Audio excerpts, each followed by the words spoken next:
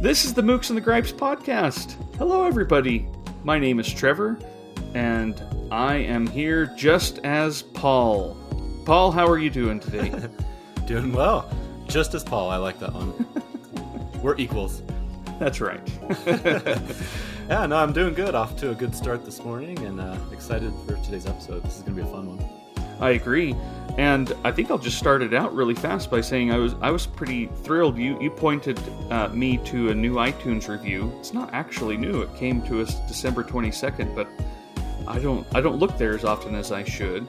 And it's from someone named Pacificix. And it says, I've been a huge fan of the Mooks and the Gripes book blog for a number of years, thank you, and have also been enjoying this podcast by hosts Trevor and Paul this year. It's a great place to learn about a variety of titles, and I appreciate and look forward to their thoughtful reviews, readings, and insights. I always make sure to have a pen and paper handy, or a place to take notes, since I don't think I've heard a single episode where I didn't get one, but usually several, amazing recommendations. My year in reading benefited so much from this podcast, and I can't wait to hear what topics and titles they cover in the future. Paul, I give you a lot of that credit for sure. I have been in the same position where I get a lot of recommendations from you, and it's been a great thing for me, this podcast. So thank you, Pacific Kicks, and thank you, Paul. Well, yeah, thank you. Those kind of messages are just so exciting and fun, and it sounds exactly like what I would hope someone would get from this podcast. And yeah, the same thing. I just appreciate, Trevor, everything that you've put in my path, and all the readers. Today we're going to have a bunch more where people are going to be chipping in with some book titles. It's one of my favorite things about this, is just that ever-growing TBR pile. Yeah, so that was a good recommendation, to have a notepad and pen, paper, or something like that. Yeah. I know people have told me we need to do show notes, and we do, but I haven't figured out a good way to do that without making this feel like a bit of a chore on the back end. And so I'll figure something out someday. But for right now, I'm going to just hope that you can sit down just like you would back in the 1940s, kick it up by a notepad and get a drink, Yep. by your radio. The Mooks and Gripes radio show. And here comes some book recommendations. Well, and I kind of feel like show notes should be my penance, because I feel like I'm the one that usually says, like, I'm supposed to have one book and I dump like 7 extra ones in there. So maybe that should be my punishment. Yeah, I tried for a few episodes, but Paul absolutely made it impossible. But an episode like this one, today we are going to be talking about comfort reads, thanks to a recommendation from Patreon Padma. Padma, thanks so much. I read her note a few weeks ago on the show, and yeah, it's time for some comfort reads. And I've been having a lot of fun thinking about this. But we also asked listeners to give us some of their recommended comfort reads. If you thought our NYRB Classics episode had a lot of good recommendations and a lot of quantity recommendations, I actually think we beat it this time. I do too. So yeah, we appreciate everybody weighing in. It was fun. Just, I was trying to compile the list and they just kept pouring in, which was great. So I think Padma actually hit on something here. I think that says a lot about this particular topic too. I think it's something that a lot of people feel strongly about, which is exciting. Yeah, I'm excited to get into it. But let's start with some recommendations before we get to all those recommendations. Yeah. What are you reading right now, Paul? So I am reading 3 books that I'll just touch on briefly. So I have been listening to Colin Tobins' The Magician, which I've really been enjoying. I listened to his other, The Master, that was about Henry James, when that came out maybe 10 or 15 years ago. And that was an audio experience there. And I really, really love that. And that might have actually been one of the first ones that I, sampled from him. And so when this one came out, The Magician, and specifically because it's Thomas Mann that he's covering, I was very excited. So yeah, I've been listening to that and really enjoying it so far. I'm maybe about a third of the way through that. Then last night, I was very excited and happy to go to a book signing. First one I've been to, in a couple of years. And it was John Darnielle, who we've talked about. He was signing for his new book, Devil House. Oh man, that was just so great to be back, in a book event, a live book event like that. I've been to so many virtual ones, and it's just not quite the same. He was even saying, like, just how different it feels to see all the faces out there. And everybody seemed a little almost emotional. Not everybody, but a lot of people were just very emotional to be back together and talking about literature. So yeah, I got a couple of books signed from him and just had a great night, listening to him talk about his book. I'm going to dive into that one starting today, actually. As promised, I said as soon as right, you're supposed to that drop book, everything else, right? I know. I didn't literally drop it because there's one more that I'm going to touch on here that it's too good to drop completely. So I'm going to maybe pair them. And the one that I've been reading and will continue to read is The Art of Flight by Sergio Patal, translated by George Henson. And this one came out in 2015 from Deep Vellum. And man, this is just an absolutely fascinating book. Patal is a really highly esteemed Mexican writer. And I've had these books on my shelf for a few years now, and finally decided to pull them down recently. This guy had just such an incredible life. He was an author, translator, a scholar, a diplomat. He just did all kinds of things. And so this book kind of takes the form of a series of essays about some of the different events and experiences that he had in his life. It's a blend of a memoir and I guess maybe a travel log a little bit. Someone on Twitter described it to me this way, and I really like this. The art of flight is like sitting beside your favorite aunt or uncle, telling stories of a life lived through literature and travels. So I just think that's a great description. I knew I'd love it early on because I came across this passage about Thomas Mann. It says, I tried several times since adolescence to read The Magic Mountain. It was a book that we had at home and was widely recommended. I was never able to make it beyond page 50. But during a long trip I took on a Yugoslavian freighter a few months ago, I was finally able to read it from start to finish. When I got to the last word, I closed the book, and the next day I started to reread it, this time closely, which was the happiest reading I can remember. So there's a lot of things I like about that, the rereading, but also I kind of wish I'd read it on a Yugoslavian freighter. That kind of captures this book. It's just really the travel, the writing, the reading. He name drops a lot, which is some people might find annoying. I found it intriguing. A lot of really interesting, particularly authors who've written in Spanish, but other people too. Yeah. So anyway, I won't go on and on about it, but it's really good. It's divided into 4 sections: memory, writings, readings, and ending. And I'm making my way through the writing section right now and really enjoying it. So it's one of those, speaking of adding a lot of books to your pile or authors to your pile, I've definitely been jotting down lots of names, many of them which I've heard before and many which I've never heard, which is always exciting. So yeah, it came very highly recommended, and I can see why I would suggest anybody who hasn't heard of it picks it up and gives it a try. Very nice. I have those books. When they came out, I got them, but because the first one came and I was like, oh, I'll just wait till I can read all of them. And then they've all shown up and I haven't gone back and done that yet. So that's a good reminder because when they came, I remember reading up on them and thinking, oh, this sounds fascinating. So thank you. Yeah, absolutely. Yeah, how about you? What have you been reading? I'm still reading The Books of Jacob by Olga Tokarczuk. That's going to take a while. I am, of course, farther than last time when I said I was reading it, but it's pretty dense, and it is something I can sit down and read and be surprised at how much I get done, and then also be surprised at how little a percentage of the book that is. Right. But I am still enjoying it. But it's certainly getting a lot more people say, I didn't like that at all. And I'm like, I can totally understand why that would be a response from even really discerning, readers that I normally would agree with. I am enjoying it a lot. And maybe I'll get into it more when I'm finally through it. But yeah, that's taking up a lot of my time. However, in preparation for our Jane Austen episode coming up here in a few months, I am rereading Sense and Sensibility, but I'm reading it out loud to my wife, and that has been just a lot of fun, actually. Oh, cool. I love that. We started it about a year ago and kind of got bogged down with other things, and this was a good chance to get back to it, and we've been more dedicated, and it is fun. I get a little tongue-tied and twisted around, because some of those sentences are so long, and you kind of feel like you have to read them like you're super clever and witty yourself. Right. Yeah, exactly. It puts a little pressure on you. But it is a lot of fun. That is fun.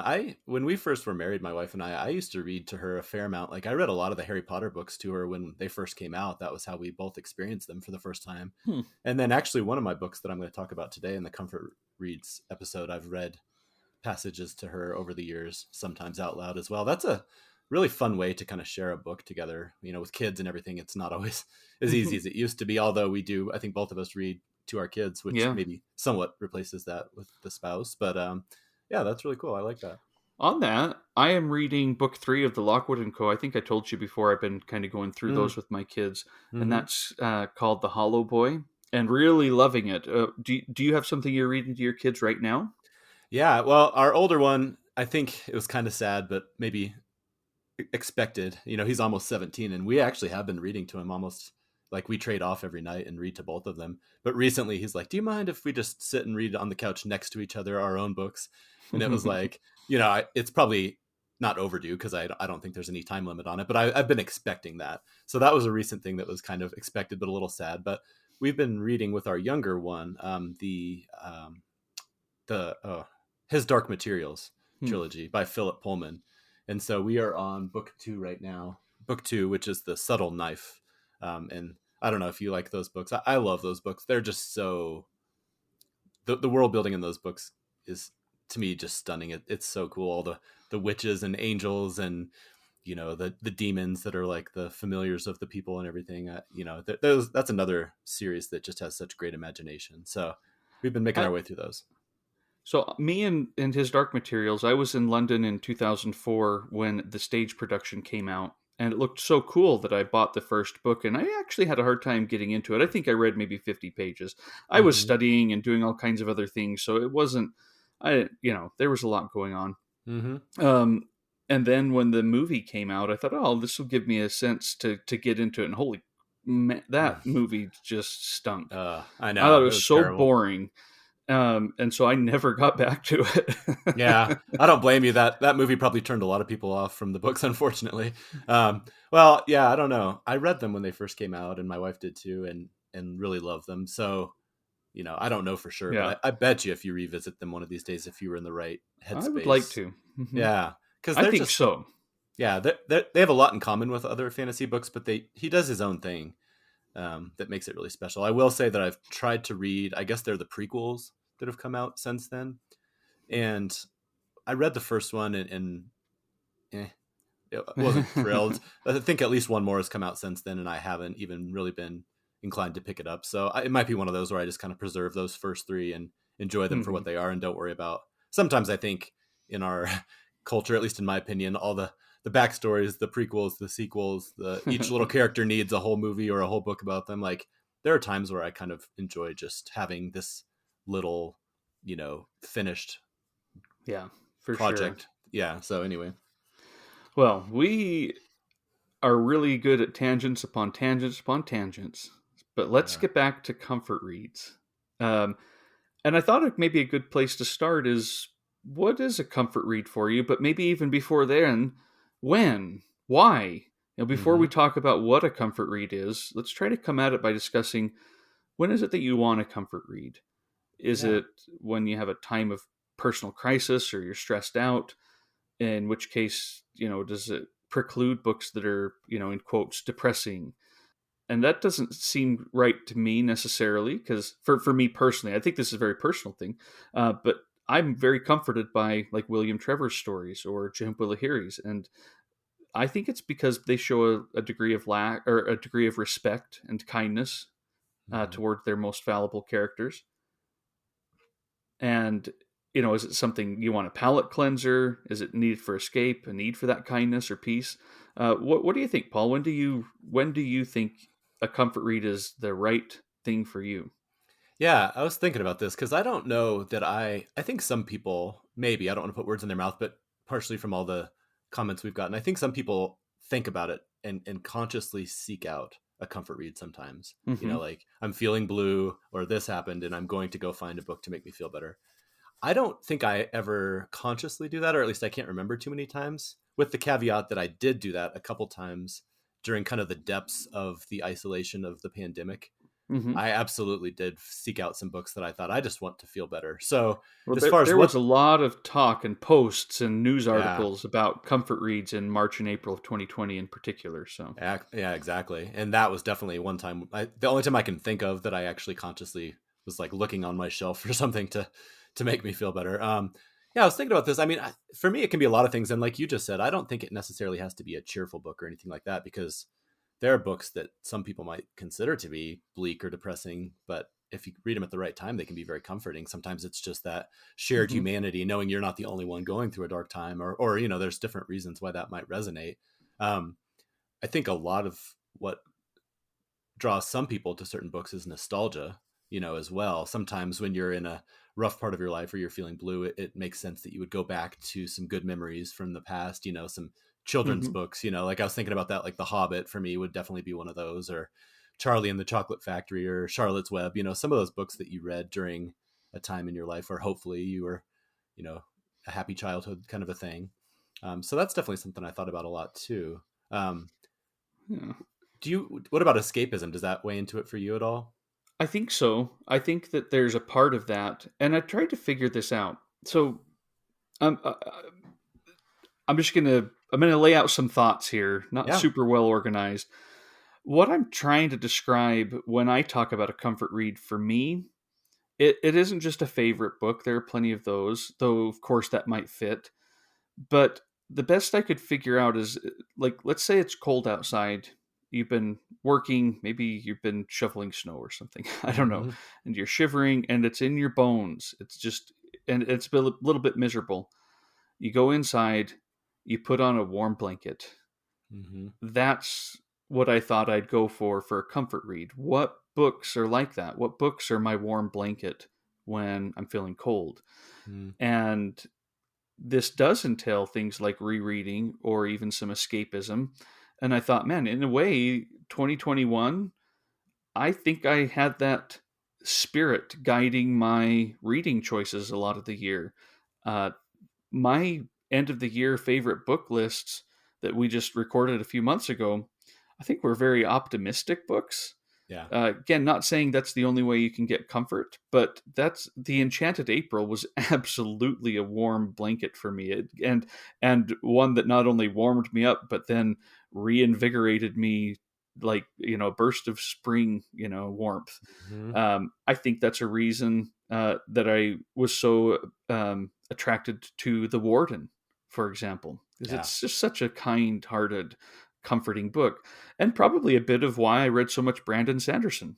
Speaking Mm-hmm. of escapism, it was just fun and very nice in the evenings to get away from it all into one of those worlds and still feel that warmth, maybe a bit of the sense of things that I loved as a child, that kind of comfort in a time when not everything was super comforting out there, Mm-hmm. and I have to grapple with that. You can't escape from it all. That Right. doesn't work for me, but I think that there is a bit of that escapism, and the Enchanted April is a kind of an escapism book in a way. It's about a literal escape some of Mm-hmm. these women do in their lives to get away from their homes in England and their marriages even for a bit, but it reinvigorates in every single way these identities and these lives. So yeah, I would, again, I'm laying out quite a bit. I don't know how organized or if that made much sense,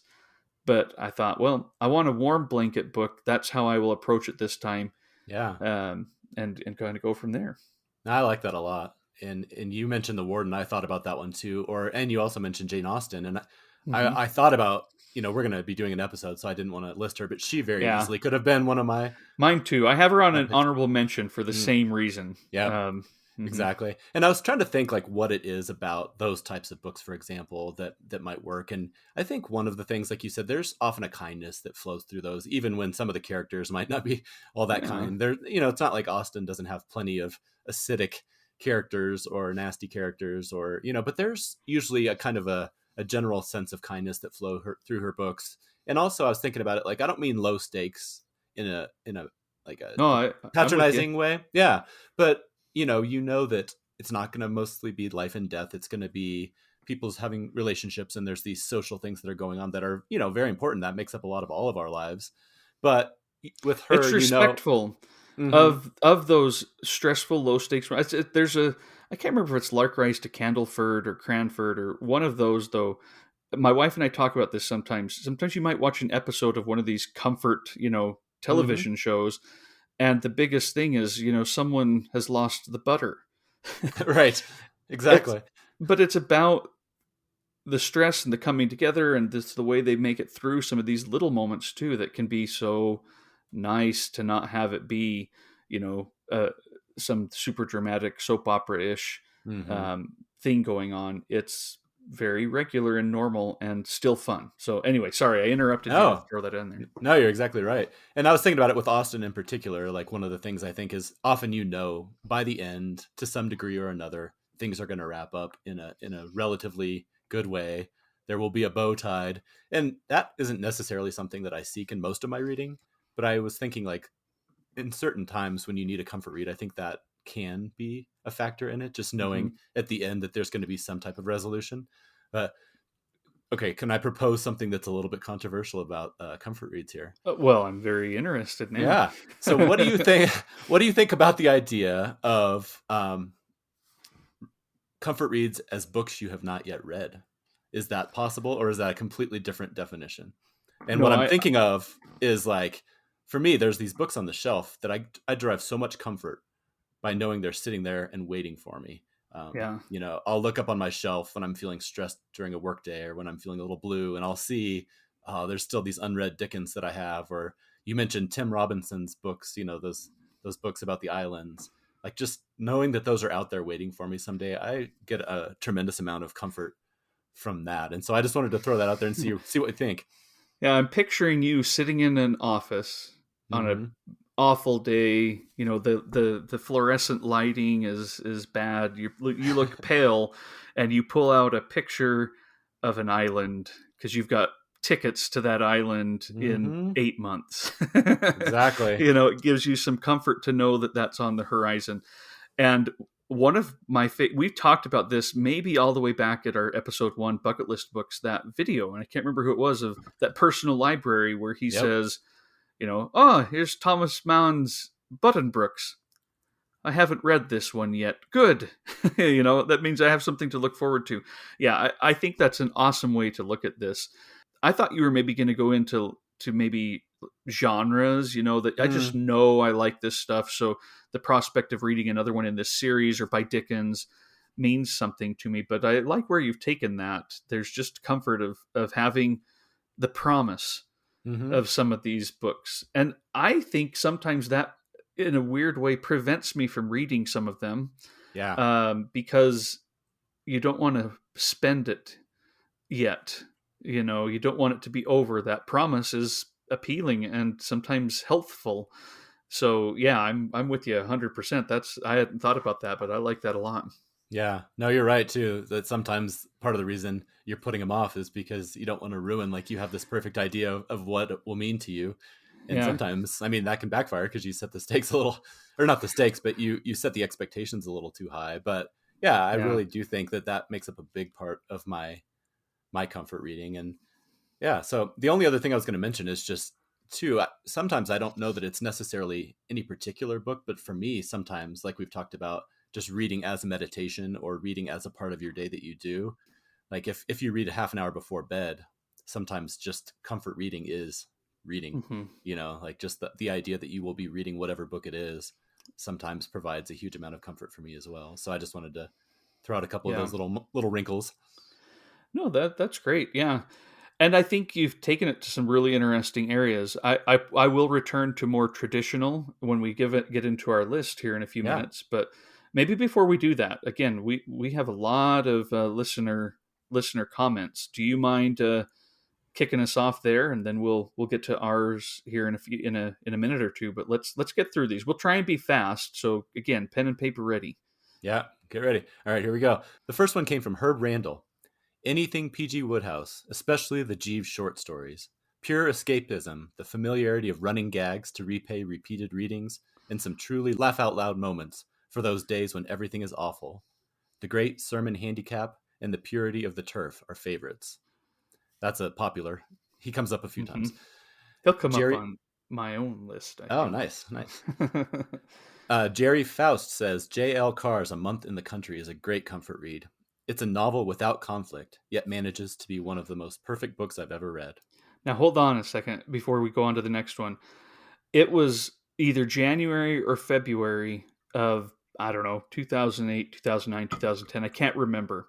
And I was not, like, the cold weather. I was in New Jersey. It was just a bad winter.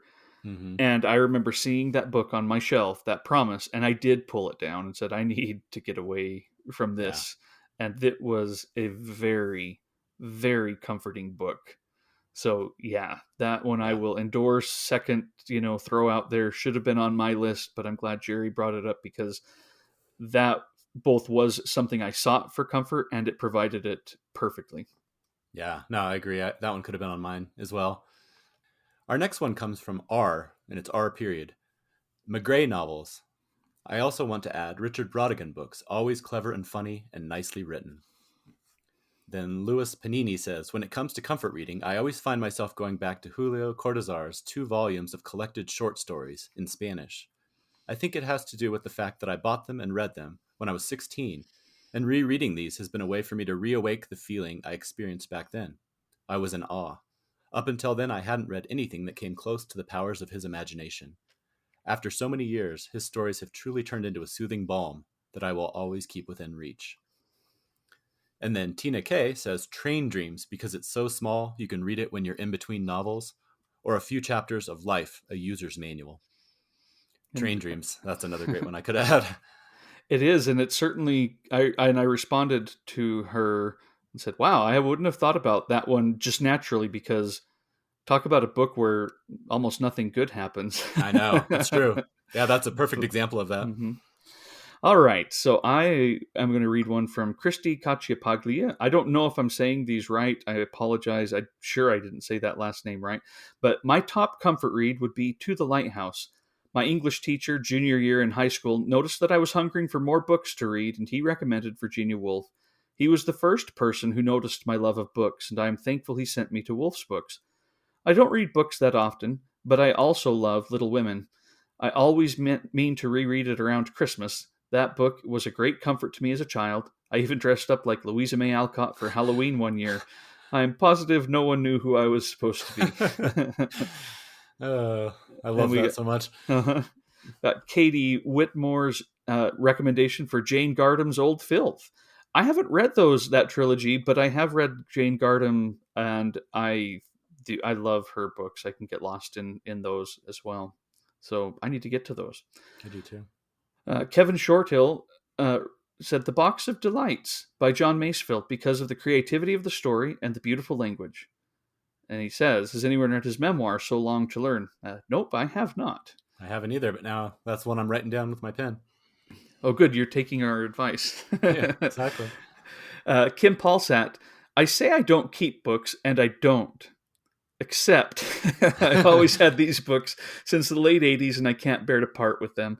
The first begins with a quote from Browning. The good stars met in your horoscope made you of spirit and fire and dew, and is the Canadian classic Anne of Green Gables by L.M. Montgomery.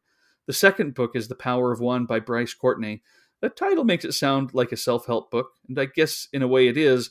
Both books use nature as a form of comfort, which is something I internalized from them as a child, judging by the size of my flower garden. There's peace to be found in their words. And then from Frances Evangelista, I'd go with children's books. There is a real joy in reading them as an adult, especially if you love a particular title as a kiddo. In particular, she mentioned The Phantom Tollbooth by Norton Juster, and here's what she said: I keep stacks in my office to give to kiddos. It's my heart, as a little person I know says.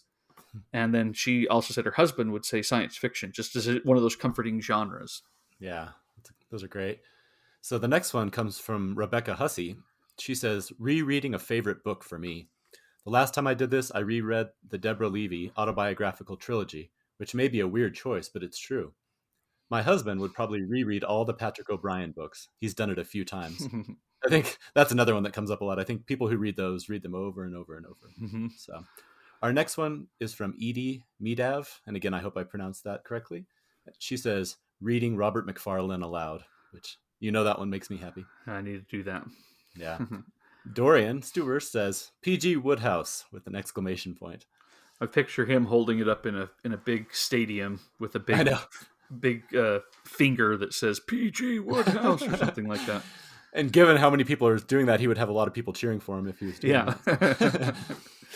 So Nisi Panetta says, especially in the depths of winter, when we are dreaming of summer sailing in Maine, I take The Peninsula by Louise Dickinson Rich off the shelf.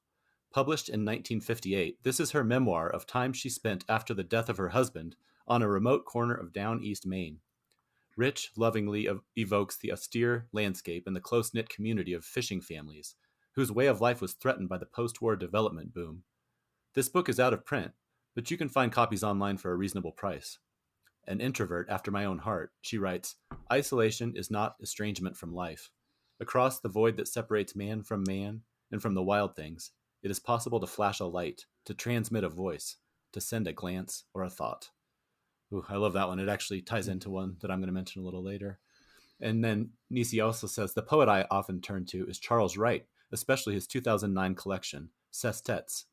These are poems in communion with the ancient sages, with the world around us, with those we've lost. For me, anyway, they offer a portal into deep time.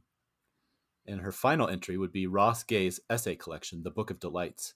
You can just pick one at random and know you'll be reminded why we're lucky to be here. My favorite is number 80, Tomato on Board, in which he takes a small tomato plant on an airplane. I saw him read that exact essay one time. It's great. He's wonderful. And then Sarah D. Gord says, Watership Down.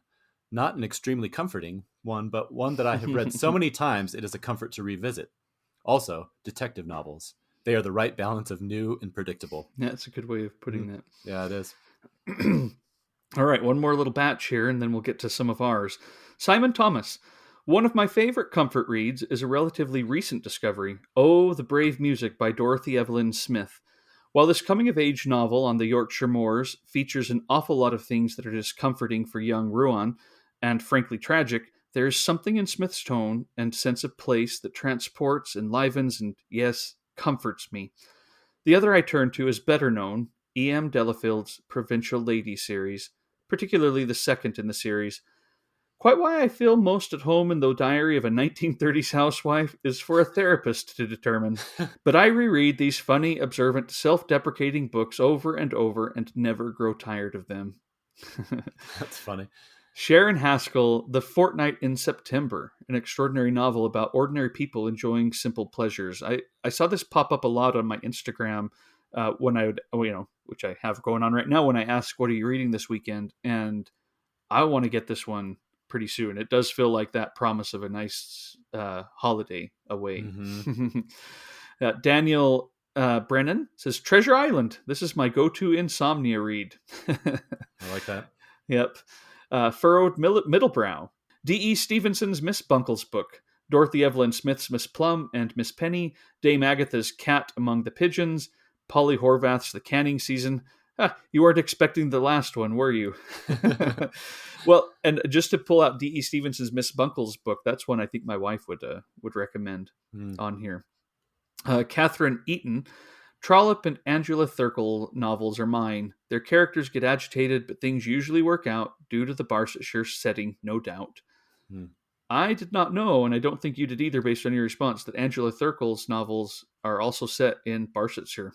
I did not know that. Now I'm definitely going to have to do some exploring. There are like a million of them, so we've got a lifetime of holidays to Barsetshire in front of us. I know. I love that. If that's not comforting, I don't know what is. All right, well, let's get to our own list here. Paul, I didn't order mine in any order. I just listed them as they came. Yeah. But why don't you give us one of yours? Okay. And this is another one. I don't know if you'll consider this cheating or not, but on several of these, I didn't pick a specific book. Sometimes it's just an author. I'm taking it that means you probably didn't do that. All right. I didn't. I'm only laughing because of what you said at the beginning, where you make show notes really fun. Yeah, I know. Exactly. So my first one is David Sedaris. It really could have been any of his books. Some of my favorites are Me Talk Pretty One Day, Naked, Dress Your Family in Corduroy and Denim. And then recently he's been publishing some journals, which my wife and I both really been enjoying over the last few years. So as most people probably know, Sedaris writes humorous essays.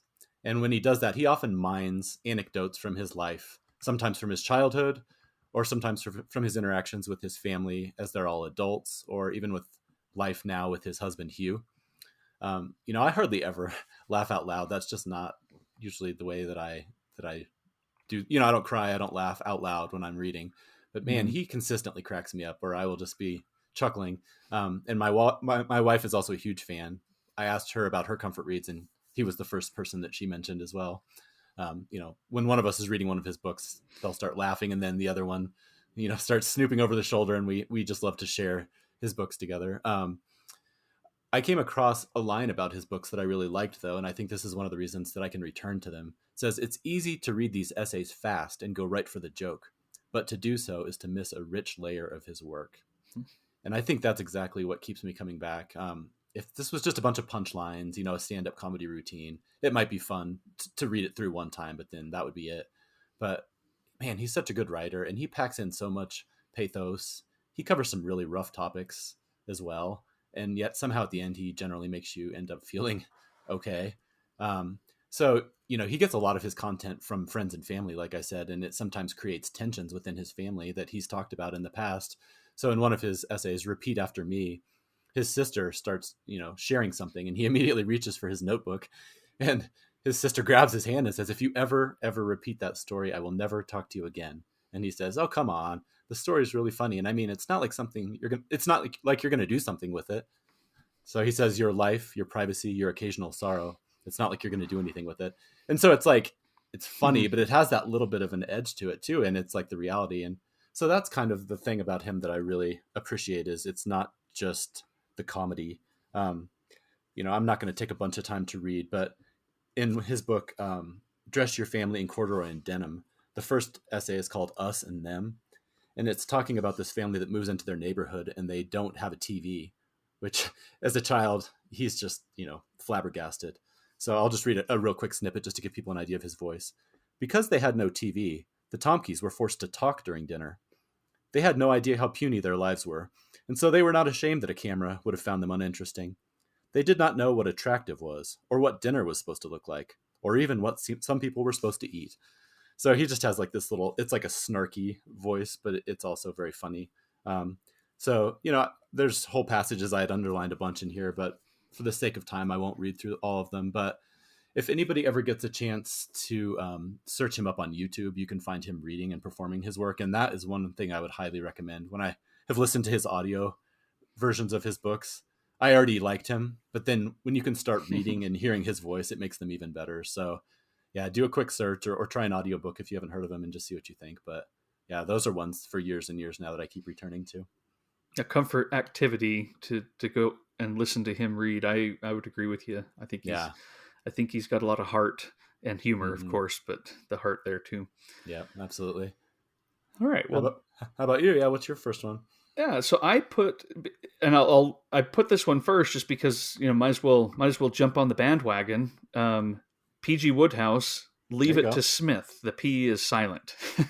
So, listeners, if you are writing these down, Leave It to Smith is spelled Psmith, and it is just one of these really funny books that Wodehouse wrote, filled with humor, kind of a bunch of shenanigans that just keep on ratcheting up and up and up. And yeah, laugh out loud. I was laughing out loud reading this.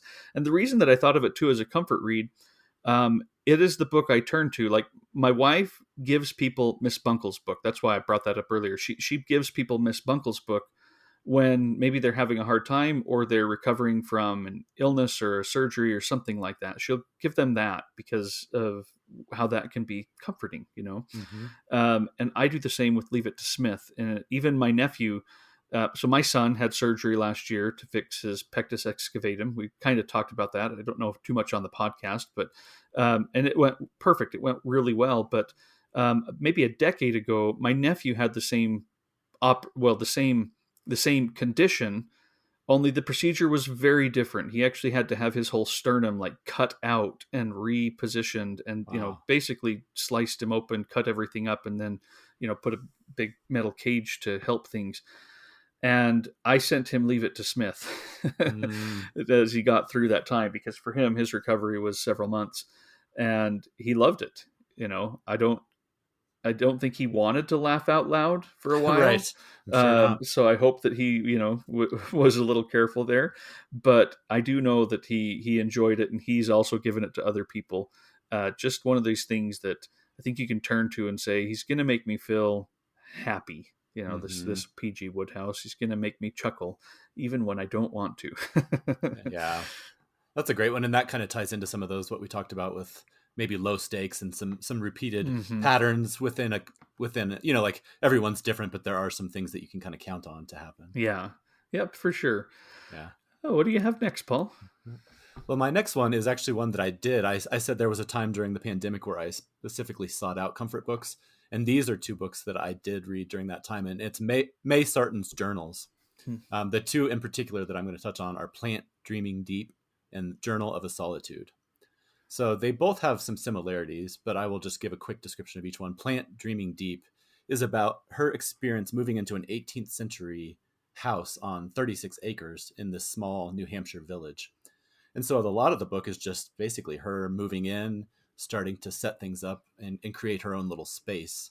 It just, captures the process of fixing the house up.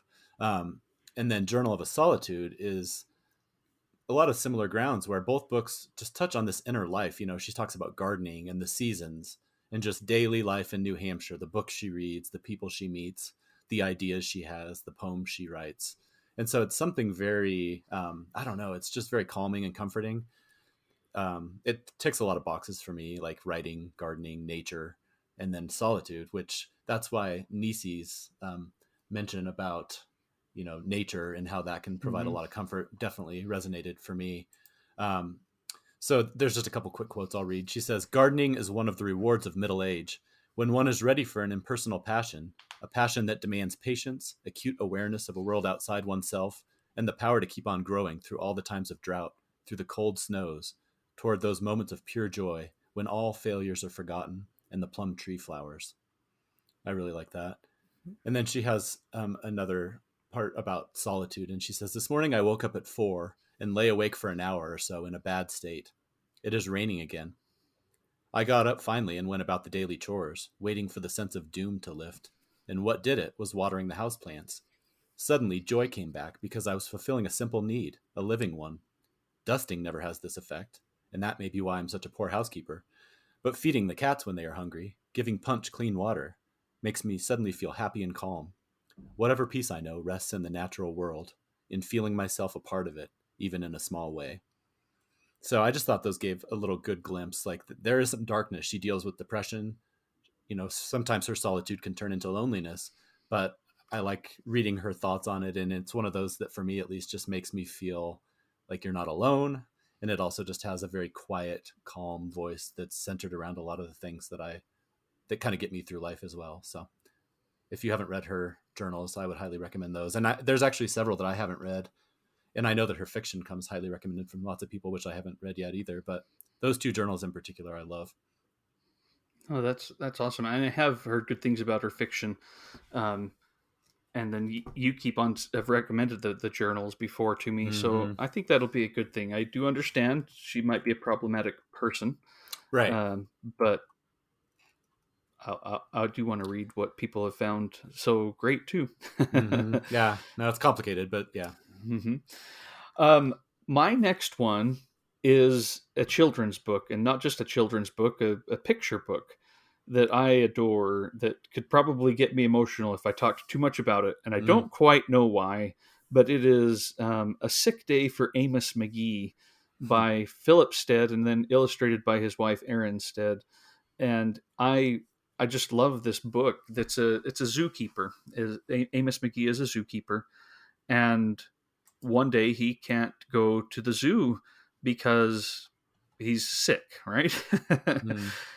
And so the zoo animals are missing him because he plays chess with one of them. He goes and brushes this one. He's who cares for them, and they care for him. And so they return the favor. They all get on the bus and go to his house to comfort him. And it's more than that. I mean, that's of course kind of a delightful premise, but it's the illustrations, it's the care of the detail with the way these creatures and Amos Mcgee put their feet. There's a bashfulness to some of them that shows that this is a way for them to show love when they maybe don't know how to show it other ways, but that it's true and genuine. And it's beautiful. It won the Caldecott back when it came out, and it's just I love it. And this year for Christmas, I didn't know they even wrote a kind of a follow up, but I think it's Amos Mcgee Misses the Bus, and my wife and kids got it for me for Christmas, and it was just so fun to get back into that world again. He misses the bus, and you learn that he's really important to get to work that day because he missed the bus because he was so excited. He was taking the animals on an outing to the beach. And so he can't sleep that night, and he sleeps in instead. And it's just about, again, the shenanigans and people working together to still have that moment where all is right and the preparation to get to that moment. And I love these books. I love the heart that is in them. And I hope I did them a little bit of justice here to not just say, oh, I like these children's books, but to hopefully say a little bit why I find them just exceptionally meaningful to me, even as an adult. Like this is not a book that came out when I was a kid, so it's not a nostalgia pick. It's not even a book that I think my kids get a lot. Like I read this one on my own when I want to feel comfort. Yeah, I love that. No, I have one like that too. The Heart and the Bottle by Oliver Jeffers. I don't know if you've ever read that one, but I did read it when my kids were younger, but same kind of thing. Like they bought me a copy for my birthday. It was my copy, and I will get choked up reading that book just on my own without the kids. So no, I'm all with you on that one. There's something that can be very powerful in the simplest of books. For sure. Yeah. Well, why don't we do one more each, and then we'll get back to our listeners' contributions. Perfect. So the next one for me is All Creatures Great and Small by James Harriott. This book I think has had a bit of a resurgence recently because there's been a new TV series that's come out. But this was a book that was around me my whole life. My parents loved it. It was always on our shelves. They would read parts of it out loud to me. Growing up, we would watch the BBC series that came out in the late 70s that ran into the 80s. So these books are just so wonderful. It's a series of episodes that occur. This first book specifically occurs within the first 2 years of the veterinary practice of the storyteller, James Harriott.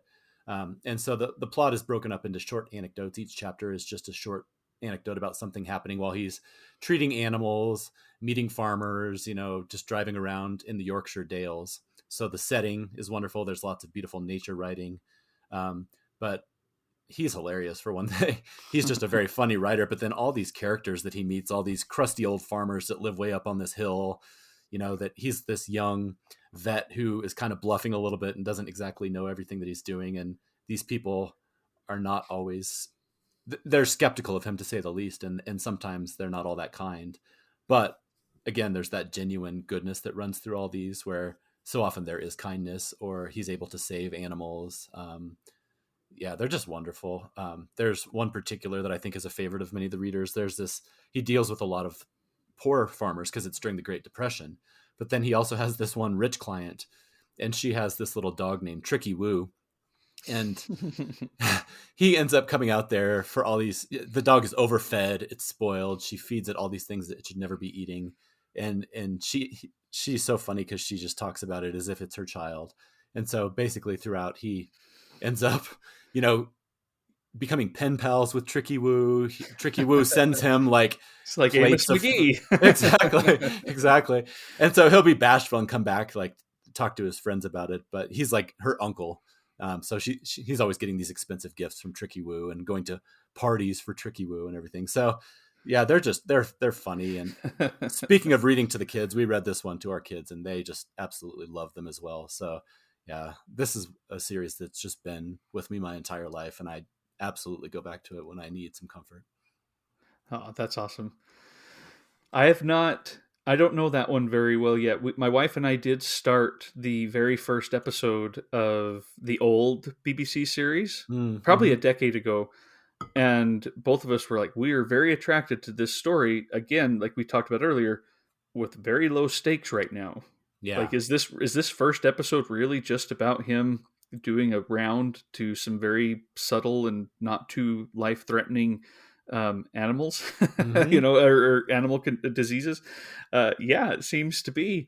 So yeah, I'm very interested in that. That's Mm-hmm. cool. Yep. So my next one is one that I have talked about on the podcast before. It was tough to decide for me whether to do this or leave it off because we'd talked about it. But I thought, no, this is a literal comfort read again, one that brought me comfort back when I first read it in 2016, Mm. at a time when I was very stressed out about some things.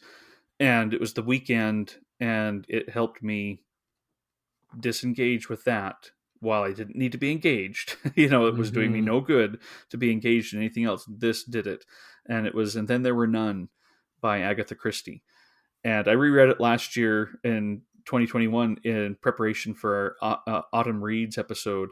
And I think I may have even recommended it there. So yeah, it's a little bit of a repeat, but I could probably reread it again today, still get a ton of joy and fun from it, and be attracted to how she does it, how skilled she is as a writer, as a constructor of characters and plots and predicaments. And I love it. And it made me kind of think, we love cozy crime. A lot of listeners did recommend cozy crime. Mm-hmm. I thought, it's so weird. I mean, another word for that is comforting crime. Right. Comforting murders. Like, what is it? What is it about this? And I know there are essays and articles about, why does this stuff and the current true crime phenomenon, appeal to people who aren't like, don't actually want to go and do any of these things, and they're kind of repulsed by it. What is the draw? Right. And so I don't know, but I'll just say, yep, this lovely tale of an island holiday where everyone dies and then there were none is so comforting to me. That's hilarious. So, I love it. As I've mentioned several times, that's a big gap that I need to fill. I need to read some Agatha Christie. well, I keep, maybe you're the reason I keep bringing it up, Paul. Yeah. You're going to convince me. Well, I hope so. I mean, I thought you just had other things to read. I didn't know you still needed convincing. If you need a whole campaign against you and pushing for this, then I can launch that for sure. Right. I told you it's probably my rebellious teenage self, like we resurfacing. Do need to work this out. Yep. Mm-hmm. Your relationship with your parents. Or All right. Well, let's get back to some of the listener. We'll read the rest of them. Again, there are several, so buckle in. Yep. So the next one comes from Tim Walker. He says, John Mortimer's Rumpole of the Bailey stories and novels. Witty, self-deprecating, clever. Ideal bedtime reading. I don't know those. I don't either. Yeah, so, that's another one. There's a lot of research that needs to be done. Yep. Mm-hmm. JLC says, always get a nice feeling when I sit down with Bolaño's Last Evenings on Earth. Great stories written with a tremendous style. Adam P. Coulter says, so comfort reads for me fall into two categories. Books where the protagonist embarks upon a journey that finds them changed in some important way at the close of the story. My all-time favorite comfort read, Bildungsroman, that checks this box in a big way is Saul Bellows' The Adventures of Augie March. I've reread it 3 times in my life, and each time it inspires and motivates me. The second category is books where the prose just shines and works effortlessly to set the scene by describing the natural scenery. Narratives that bring me into the natural environment definitely provide comfort. And my top title of this category is John Williams' Butcher's Crossing.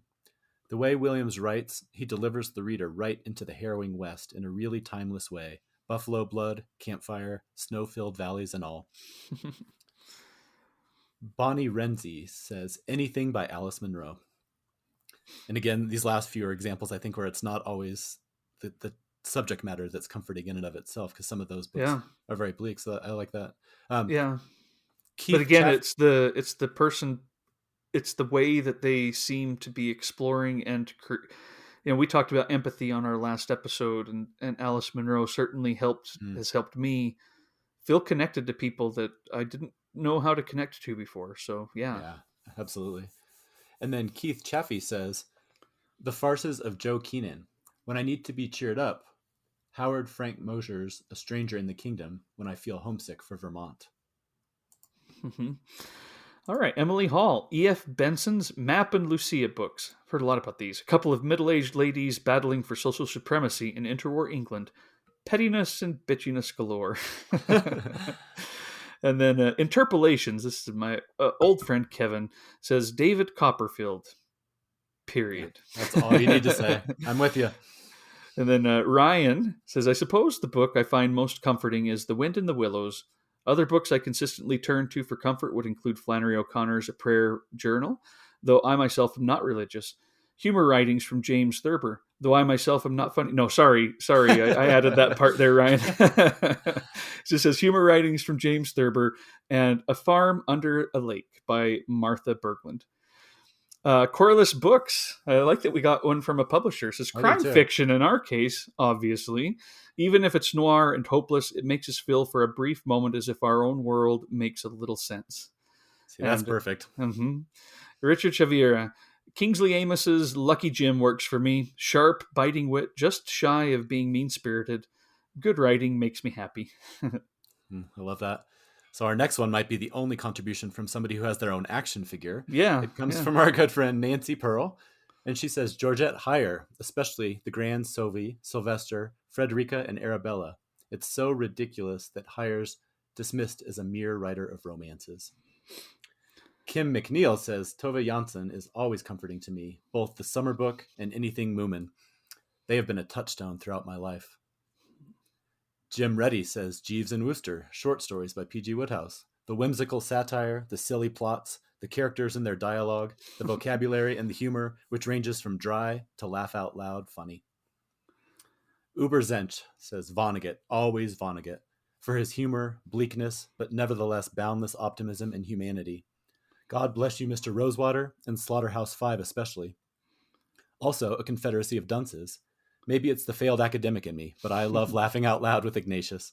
That's another great one. And then our last one comes from our old friend, Ordinary World, which is Beth. And she says, My Antonia, for its warmth and elegy to childhood. And I'll round us out with one from Stuart. We've known Stuart for a long time, always online, and was thrilled to get his input here. He says, I don't really have any books that I return to in the typical sense of a comfort read. However, when I find myself hitting a reading slump and not knowing where to turn, I eventually go back to an earlier time in my life into the genre I read most as a teenager, horror. But not necessarily any books from that time. I guess that's something akin to comfort. That said, I do find myself returning for occasional dips into Clive Barker's Books of Blood, 6 volumes of short stories. They are all rather different, strange, visceral, and gleefully turn old horror archetypes on their head. They weren't my first Barker, but these are the ones I'm drawn back to, a case of right time, right read.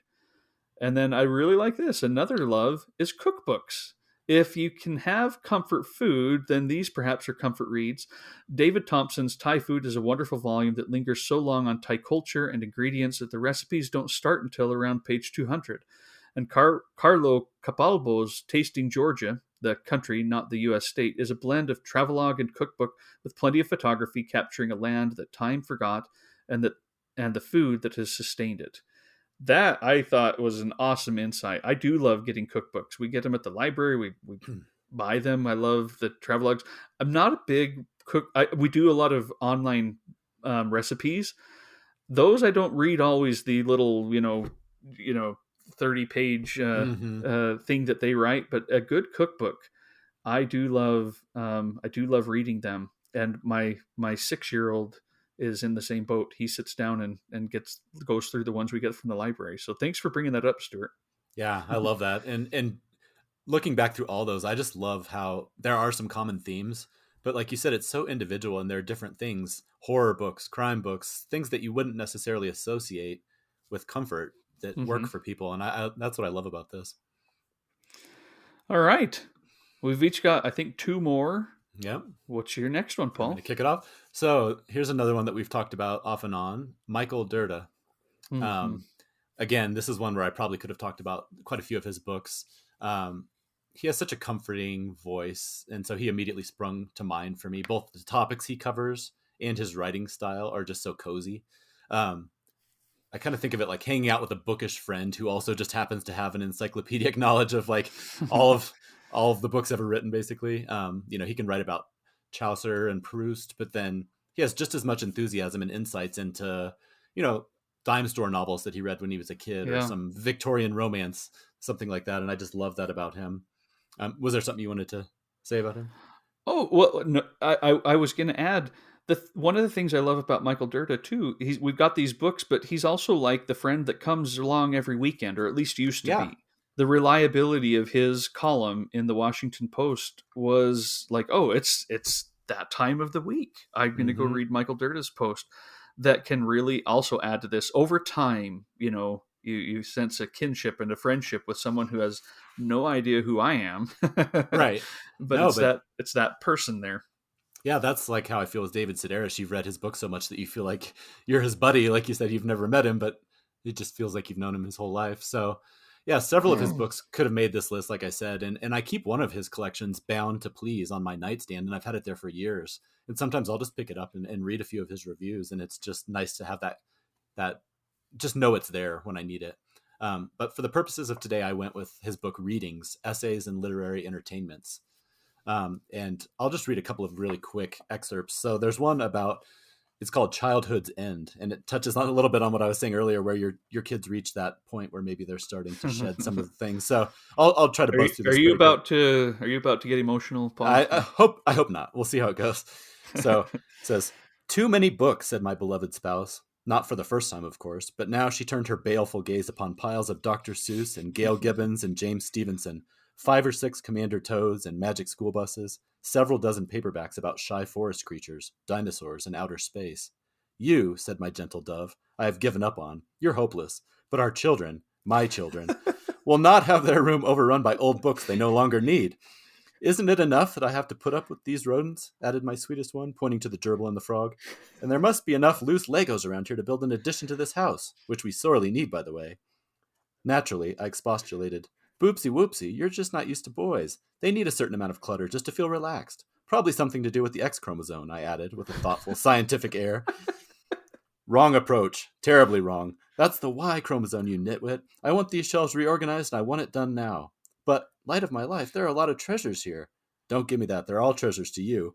Nobody in this household is still reading Hop on Pop or the Bernstein Bears. We're beyond primers. But I like to look at them every so often. Reminds me of those peaceful evenings, the ones we'll think back upon when we're old and gray, when we'd read aloud to the guys about the wheels on the bus, or Angus and the ducks, or the tetherball that bounces all over town." I started to grow teary-eyed. "The best years of our lives. And now you want to throw it all in the trash heap?" "Not the trash heap," barked my angel. "The Goodwill, the Salvation Army, that used book place at the library you spend hours at." I looked stricken. "Don't give me that look." For a moment I thought she was going to add young man. I had never before quite realized how schoolmarmish my princess could be. "You take your sons and sort these shelves." And so it goes on, but it's so funny and so relatable and so, just everything about it. I just love all those. So, I could have read that entire essay and just kept going, but I thought that gave a good snippet of his voice. Yeah, and it's also just that whole idea of a fellow book lover. He is just unapologetically head over heels in love with books. He talks about his basement's full of boxes of books, and stuff like that. So love it. A dangerous friend for some of us, but yeah, very, very much so. All right, my next one is one that you brought up a little earlier, and it is Tolkien's The Hobbit. Particularly the beginning, when we're introduced to the Hobbit hole, which for someone like me seems like paradise. Mm-hmm. It's clean, it's well kept, the larder is nicely stocked with your favorite foods and spices to make them. You've got time in the day to do this stuff. It's just pleasant. Outside, it's always the magic hour. I mean, just this image of it. And I love that it then leads to adventure, of course. But I read this a year or two ago to my 2 youngest. And I would go down to their bedroom, and these chapters are fairly long. It would take 45, 50 minutes to get through a chapter of The Hobbit. And I was just thrilled, especially, again, at the beginning. I think The Hobbit gets a little bit, where he's got to speed through a few things toward the end that he's just kind of really quickly dropping them off. But the first part, he is allowing himself the luxury of exploring this world with us, and it does bring me comfort. And then wrapping it up with the 1977 Rankin Bass cartoon, perfect. Just makes it Love sweeter. Those songs, I could see, that was my childhood in a nutshell, was having those songs going through my head all of the time, especially when we'd be out hiking or something like that. Yeah. So very much a comfort read. It would be again, if I started it today. I love that. I may have mentioned this. I had that record, that Rankin Bass record. Oh, and so, didn't know that. I love the song that the dwarves sing while they're doing the dishes. And 15 birds and 5 fir trees and all those. Yeah, I love it. And I'm so glad you mentioned that, because honestly, that might be the biggest comfort book of my entire life. I love everything about it. Even in the part you mentioned at the beginning, he says a hobbit hole, and that means comfort. Yep. Yep. I love that. Perfect. All right. Well, my last one is one that I read probably 10 or 15 years ago, and then I actually just picked it up and reread it this last week. And it is just, I love this book so much. It's called The Sound of a Wild Snail Eating by Elizabeth Tova Bailey. So this book is it's a memoir, and the narrator is bedridden with a mysterious illness. I think it's an autoimmune illness, and she is, truly, truly bedridden. She's so weak that even turning over is a huge effort for her. So she's stuck in this room, and one day a friend of hers comes to visit, and she brings her this terracotta pot that has some flowers in it, and it also happens to have this little wild snail. And at first, she is not thrilled about this. She has enough going on. She doesn't want this responsibility of another life. She can't even get out of bed. But over the coming days, she starts to closely observe this snail, and she talks about it's so quiet. She'll sit there and she can hear it chewing on a leaf, and she can hear its little tiny teeth moving back and forth and things like that. And she'll start to watch it.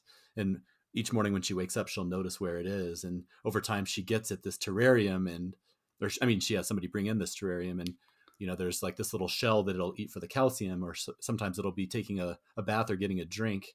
And so it's just this really fascinating thing. In some ways, it kind of reminds me of the Peregrine, in the way that she slowly starts to relate to this wild creature, and maybe even sometimes begin to relate to it more closely than some of her human friends who come to visit.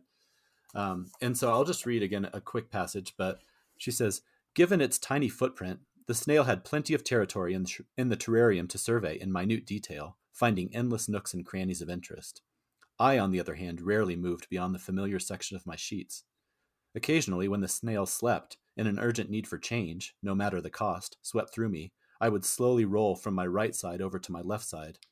This simple act caused my heart to beat wildly and erratically, but the reward was a whole new vista.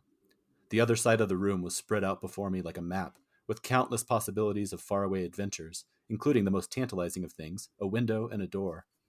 Nothing, of course, was in reach. I could just see into the corner of the bathroom, where I knew, if I could only look farther in, I could find a clawfoot tub. Just to think of a bath, the kind one can settle into as if it were a relaxing normal routine, caused an unfathomable longing. Across the room there was a shelf that held many books, each cover a different hue, their titles of possible interest. If only I could decipher them, but the distance was too great. There was a window I could look out, if only I could stand, and there was the door to the outside world. Was this truly a door that I would someday open and walk through, as if walking out into the world were an ordinary thing to do? I would look at the door until it reminded me of all the places I could not go. Then, exhausted and empty from my audacious adventure, I'd make the slow roll back toward the kingdom of the terrarium and the tiny life it contained." So that just gives a little snippet of just the type of, it's just, I don't know what it is that's so comforting about it, but she'll spend so much time in intimate detail. She'll be sitting there just staring at this terrarium, and it becomes like this forest floor, even though it's probably, a couple square feet. And she'll notice all the different mosses and the water, and it's, I don't know. Anyway, I'm probably not putting it very well, but this book, I was so happy when I rediscovered it in preparation for this episode, and I can't recommend it highly enough. I don't know that it's very well known, so. I don't know it. I'll say better. Yeah. So anybody, if that sounds appealing, again, there's that common theme of solitude and nature that seems to run through a lot of the books that I'm recommending today. But this one in particular, despite the subject matter, it is very comforting, and it actually makes you feel a lot of I don't know, there's just a joy in it that's hard to describe until you read it. Nice. All right, my last one is maybe somewhat similar to an extent, or does some similar things, and it is just, here's where I'm saying just an author. That's the poetry of Mary Oliver. Mm. Her poetry is very comforting to me. It's got nature, it's got childhood, it's got uncertainty, and the beauty of connecting with people and yearning to connect with people that you have to come over some pretty insurmountable unknowability elements to it. That there's something beautiful about that, of nevertheless going through it. I find her poetry very optimistic and comforting in the best sense of the word, because it also, I feel, is enlightening and filled with connection. And the one I'll just read one that gives, I think, a fun example, and it's her book, or her poem, Angels. It says, "You might see an angel anytime and anywhere. Of course, you have to open your eyes to a kind of second level, but it's not really hard. The whole business of what's reality and what isn't has never been solved and probably never will be. So I don't care to be too definite about anything. I have a lot of edges called perhaps, and almost nothing you can call certainty. For myself, but not for other people." That's a place you just can't get into. Not entirely, in anyway, other people's heads. I'll just leave you with this. I don't care how many angels can dance on the head of a pin. It's enough to know that for some people they exist and that they dance.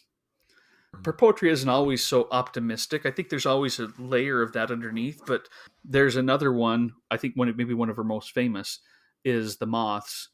And, okay, you're twisting my arm. Yeah, I'll read it. Please. There's a kind of white moth, I don't know what kind, that glimmers by mid-May in the forest, just as the pink moccasin flowers are rising. If you notice anything, it leads you to notice more and more. And anyway, I was so full of energy, I was always running around, looking at this and that. If I stopped, the pain was unbearable. If I stopped and thought, maybe the world can't be saved, the pain was unbearable. That's kind of one of those that is so the beauty of it is so overwhelming that the thought of it ever not existing is tragic. And again, that's filled with emotion, but strangely comforting in a way.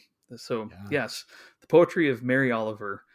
She was our country's best-selling poet about a decade ago, and maybe still is. I'm not sure, but I remember reading that article. So yeah, I love that. I'm so glad you mentioned some poetry, because I know for a lot of people that's a great source of comfort. And I've mentioned that that's an area that I need to expand on. But Ted Kooser, who I've mentioned several times now, I was just looking through some of his poems yesterday, and yeah, poetry can provide something that maybe other types of fiction doesn't necessarily provide. So I'm glad you mentioned her. Well, I've got that goal this year of reading a book of poetry, a book, not just like a random collection, but one of the particular books. Like you to go listen to an album of poetry every month this year, and I've been doing it so far. That's awesome. And I'm excited about it. It's been fun to get back and really be focused on it. Yeah. Did you have any honorable mentions that we should briefly? We probably ought to get going, but anything that you wanted to make sure you just couldn't stand it if we didn't mention? Yeah, a lot of these will be familiar to people from me going on and on about them, and we've even mentioned some of them here, but I'll just buzz through them. Barbara Pym is always one. She's another one I went back to during the pandemic. Lord of the Rings and The Hobbit, of course. Charles Dickens. George Saunders. Again, I'm not a big person that chases humor or that necessarily gravitates towards humor, but there are certain authors like Sedaris and Saunders that I do find a lot of comfort from. Jhumpa Lahiri, Ted Kooser, and then a couple more, the Gormenghast books by Mervyn Peake. I think about those a lot, and those are ones I've only read once, so that might kind of split the difference between I've read it once, but it's also sitting on that shelf waiting for me is a someday book. And then the last one is one that you introduced to me, Trevor, years ago, and it's Aikenfeld by Robert Blythe. Yeah. Just these snippets of life in an English village. There's something very comforting about those little snippets as well. So those are a few that came to mind for me. Nice. Well, I just have a couple because I've been deleting the ones that have come up elsewhere. But we got My Antonia earlier by Mm. Willa Cather, and when that one came in, it reminded me of Neighbor Rossicki, her kind of short story, or maybe even close to novella, that is so pleasant that I find it very comforting to reread that one. And then, like I said earlier, I have a feeling that getting back to Barsetshire will be a comforting thing for years to come, because this week I didn't do it because I've got too many things I'm reading, but I just wanted to start the next book in that series, The Barchester Towers. I just wanted to continue on with the world of the Warden and get back to some of these. I know it doesn't follow always the exact same people, in the very next stage of their lives, but I want to get back to that community. And I realized that's where I want to spend a lot of time. And with Trollope's kind narrator, I want to get there again. So I'll probably be doing that very soon. Yeah, I'm with you on that. And that's one of the fun things about this, is that's one that we both just discovered in the last few months. And it's turning into one of those that surely will be a comfort read throughout our entire lives. I love that. Well, I thought I might end with something, comforting activities that we've talked about, going to a bookstore. And then you said it earlier, just having books on the nightstand and that time before. Reading is absolutely a comforting activity for me. It doesn't matter what I'm reading. There are comfort reads, of course, but the very act is beneficial to me.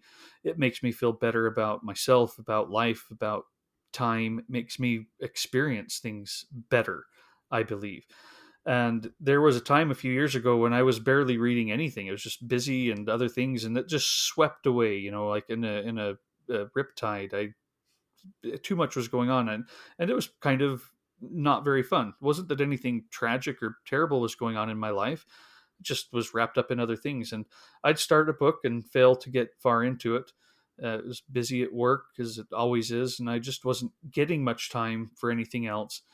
And I remember telling my wife one night, I just need a good, fun adventure. I need to, even if I'm still here in the bedroom, I need something that takes me away. I need something to pick me up, transport me. And I don't quite remember how that played out, but it was a realization that this is important to me. I need to be doing this. And it's, again, last spring, us starting this podcast, me jumping into the Enchanted April, just things that swept me up into joy. And there's comfort in finding joy even while everything is busy and some bad things are happening. It's still there. It's still available. I think sometimes we feel like we shouldn't be able to experience it at these times, but that connection with other people, the way that it can help me to have a better perspective, I think, on everything, and hopefully also a wise one. I think a wise perspective, or a little bit wiser than I was yesterday. All of that makes just the act of reading just extremely comforting, extremely valuable. And it's Saturday morning. I can't wait to read today. Absolutely. I love that. That's a perfect way to end it. And I would just add too, that with having all of these people that have weighed in today, all of our listeners out there, I think there's a comfort in knowing that there are so many other people out there who feel the same way and who are willing to always share their favorite books with you, and they get just as excited when you share your books with them. I mean, that's a comfort in and of itself too. So just wanted to thank everybody again. Yeah, just such a great community and so many interesting and kind people out there. So awesome. Yeah, that's a wonderful way to end this. Thank you all so much for listening today. Thank you for your input. I hope you're having a good time wherever you're at, and that some of this can bring you comfort too. Just this act of getting together and, as Paul said, sharing this love of books and what it does for us. Thanks, Saul, for all you do, and thank you, Paul. We'll talk to you guys later. Thank you.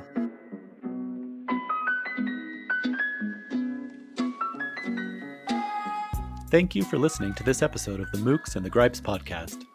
You can follow the Mooks and the Gripes and get show notes and book and film reviews at mooksandgripes.com. On Twitter, you can find Trevor at Mooks and Paul at BiblioPaul. You can also get information about future shows on our Patreon. If you'd like to donate to the show, Anything and everything, even $1 a month, helps and is deeply appreciated. You can become a patron at patreon.com/mooks. Until next time.